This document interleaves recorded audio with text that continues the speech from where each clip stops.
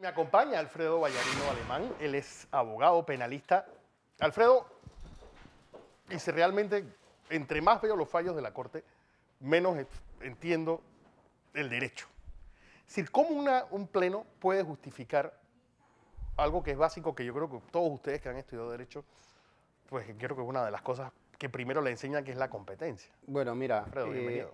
Ante todo, buenos días, saludos. Mira, yo te diría lo siguiente, nos llama la atención lo que está ocurriendo a nivel de la Corte y hemos hecho varios llamados para que no se politicen los casos que se están ventilando ante la Corte Suprema.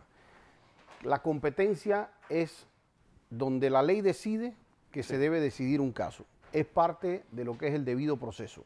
Cuando la Constitución habla dentro de los derechos humanos básicos, dice que te juzgue quien la ley haya establecido para poderte juzgar. La Constitución Nacional también dice de manera específica que la Corte juzga a los diputados, no juzga a los exdiputados. De hecho, yo a nivel de la asociación designé una comisión para que nos busquen dentro de toda la historia patria si ha existido alguna otra persona que haya sido juzgado siendo un ciudadano común por la Corte Suprema de Justicia en 115 años de república. Y no creo que tenemos un solo precedente en ese sentido. Que era lo mismo que teníamos con la imputación. No conocemos un precedente en los miles de casos del sistema penal acusatorio en que hayan habido casos sin imputación. ¿Con esto qué quiero decir? Para nosotros no es relevante lo que ocurra en el fondo del caso con el señor Ricardo Martinelli. Si él resulta culpable o resulta inocente es un tema secundario desde el punto de vista de nosotros como Asociación de Abogados Penalistas. Pero lo que ocurra a nivel de manejar el proceso dentro de las reglas sí es importante. Ayer, sin embargo, nosotros vimos en la Corte que la Corte Suprema de Justicia lo que dijo fue que ellos no podían revisar una decisión de Mejía. Es decir, contrario a lo que se ha dicho en los medios, ellos no han dicho que es que sí se debe mantener la competencia. Ellos lo que han dicho es, esa decisión de Mejía es final. Nosotros no podemos ir por vía de amparo con que se revise esa decisión por vía de amparo.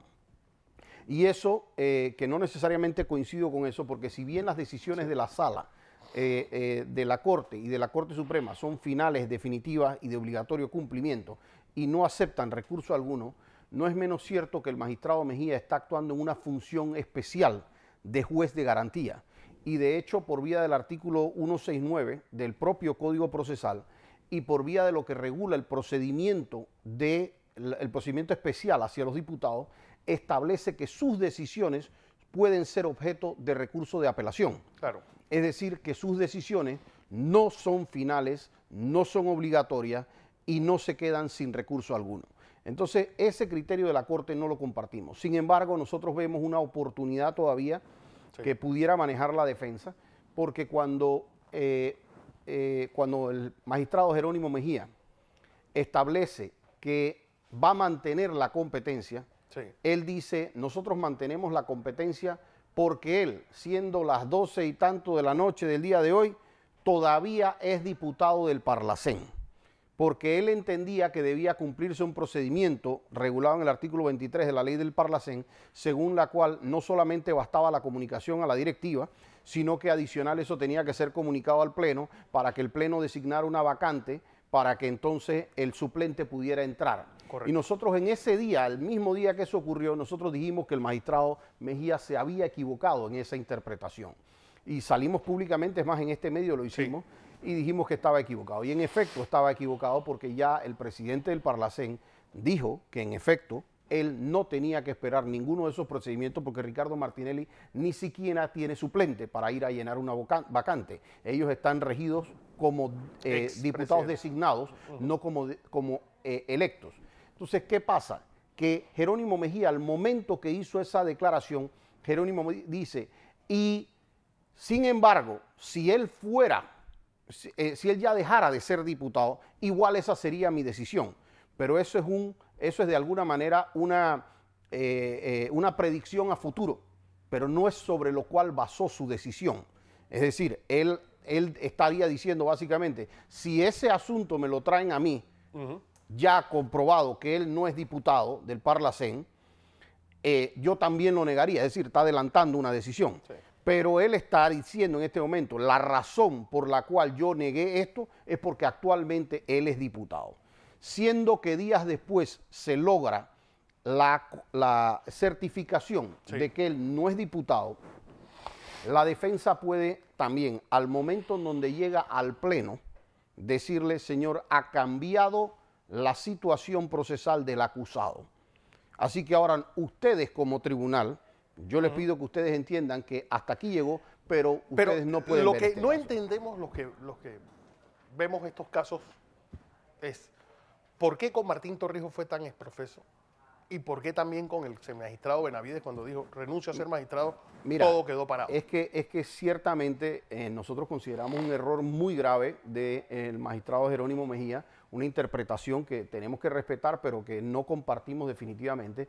Y tan errada está esa decisión, que es la primera vez posiblemente que a nivel de la Corte Suprema de Justicia vayan a tener, porque todos los defensores coincidían en que la Corte no tenía competencia. El fiscal coincidía en que no tenía competencia y que eso lo debía decidir el Pleno, pero que en todo caso había que decidir si iba a sistema penal acusatorio o si iba al inquisitivo, pero coincidían en que no había competencia. Y todos y cada uno de los querellantes coincidían en que el Pleno no tenía competencia y también debatían si eso tenía que irse o a sistema penal acusatorio o a el sistema inquisitivo mixto. Pero lo cierto es que todas las partes del proceso, desde los que acusan hasta el fiscal, hasta la defensa, todos coincidían en que la Corte no tiene competencia.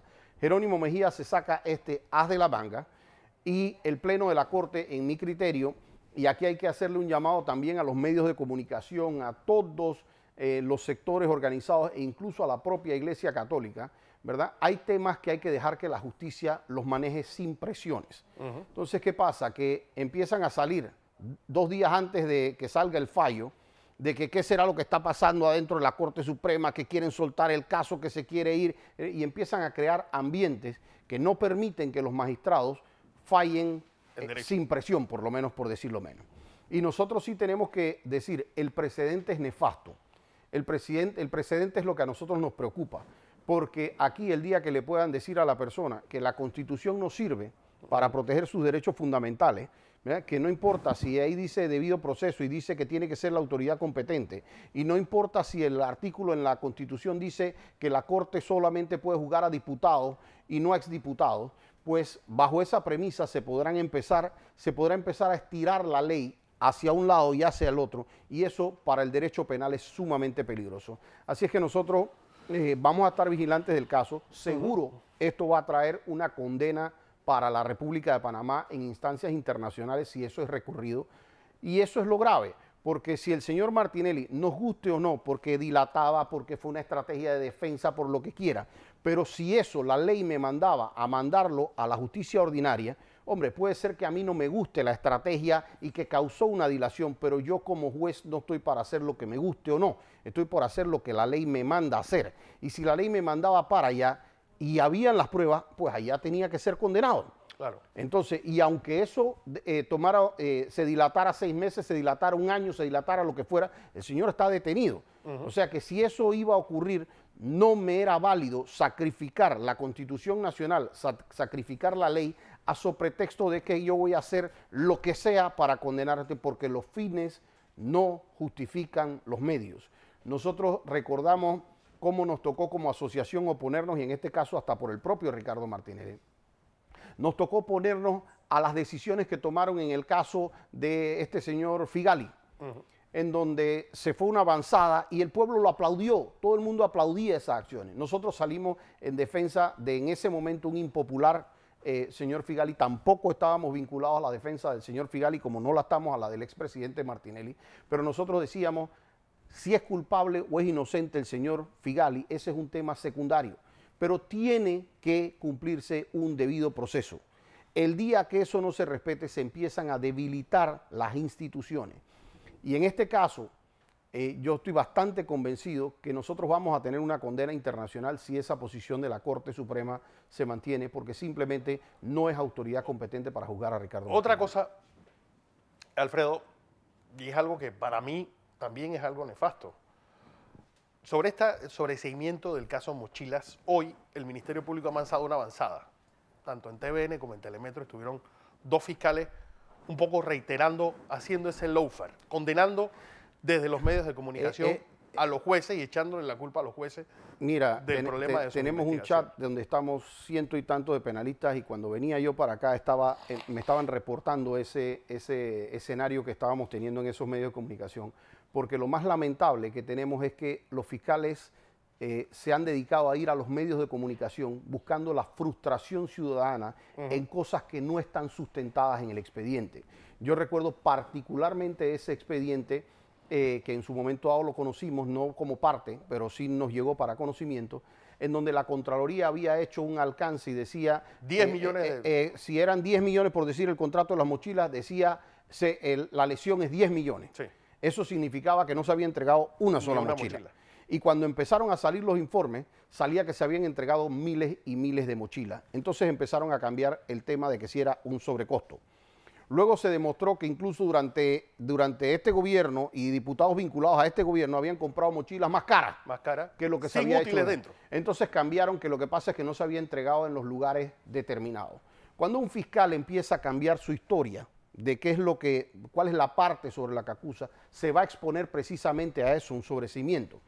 Y lo que ellos están tratando de causar es un linchamiento mediático sobre Leslie Loaiza. ¿Por qué? Porque no hay persona que se conozca las 20.000 fojas que tiene el expediente.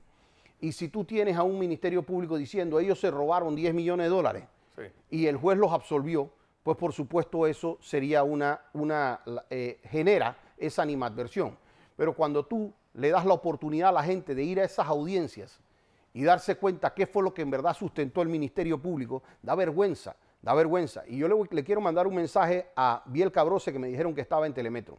Nosotros vamos a examinar esas declaraciones de ella, porque ella como fiscal no puede estarle metiendo presiones a un juez.